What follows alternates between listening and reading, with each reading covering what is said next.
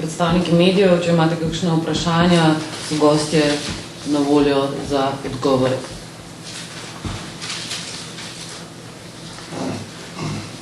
Kolikor nimate vprašanj, izvolite. Mihajlović, Finance.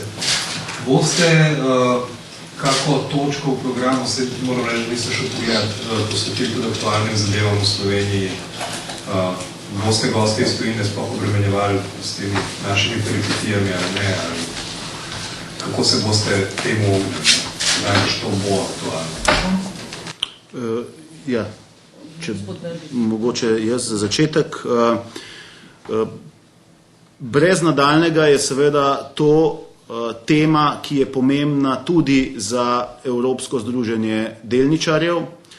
Ne gre za to, kot sprašujete, da bi jih kakorkoli obremenjevali s tovrstnimi vprašanji. Zato Evropsko združenje delničarjev, ki združuje 29 organizacij iz področja Evropske unije, med njimi tudi Vseslovensko združenje malih delničarjev, po seveda svoji pomembni plati dejavnosti tudi obstaja.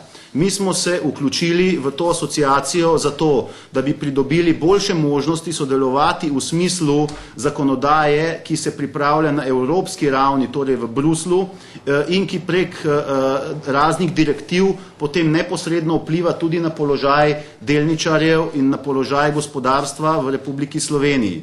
V tem smislu seveda želimo biti tudi po tej plati prisotni pri vseh tistih skupinah, možnostih in vzvodih, ki lahko vplivajo na to, da tudi po tej plati zagotovimo ustrezne pogoje, čim boljšo zaščito, pogosto tudi za specifično situacijo, ki je vezana na način lastninjenja v Republiki Sloveniji.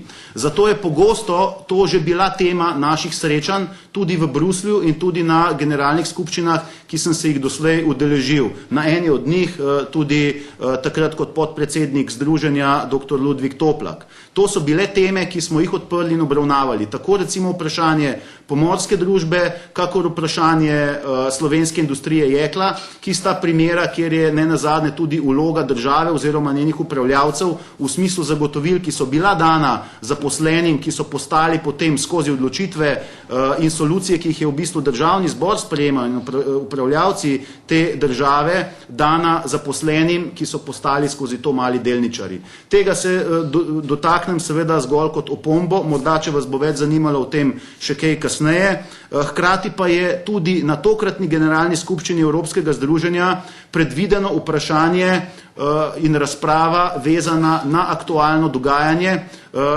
V prvi vrsti sem želel še v času, ko je to postalo v našem prostoru precej vroče vprašanje enotirnega upravljanja, z tega naslova tudi v sklopu obravnave na generalni skupščini Evropskega združenja delničarjev, tako da ta vprašanja bodo vključena.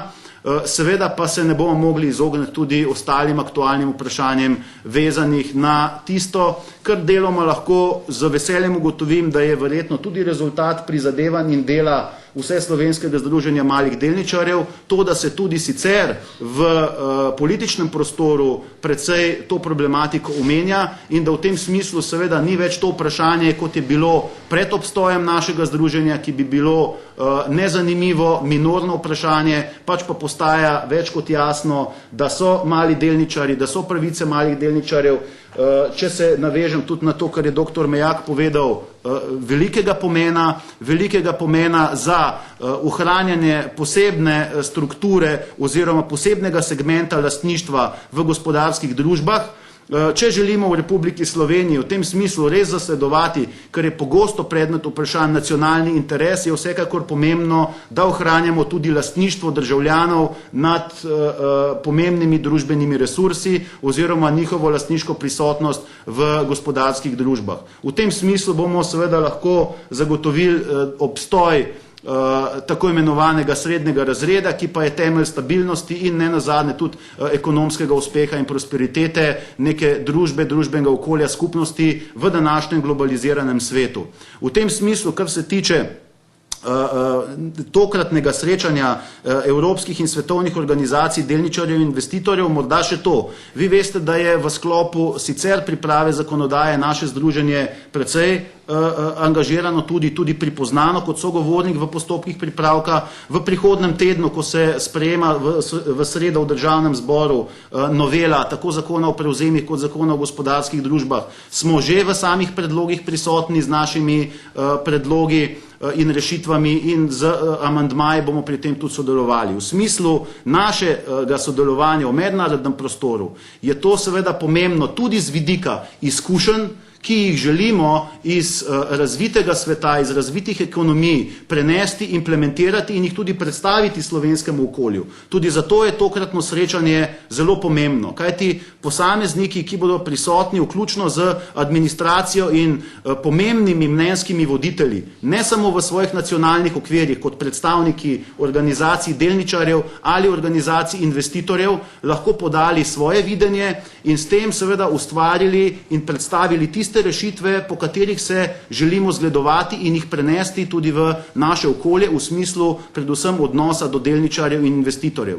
Hkrati pa želi seveda naša organizacija postati v tem delu tudi tisto, kar normalne organizacije delničarjev in investitorjev so, torej klubi, ki zagotavljajo najboljše možne rešitve za male investitorje, male delničarje in njihovo povezovanje. Ne samo v nacionalnih okvirih, pač pa tudi širše.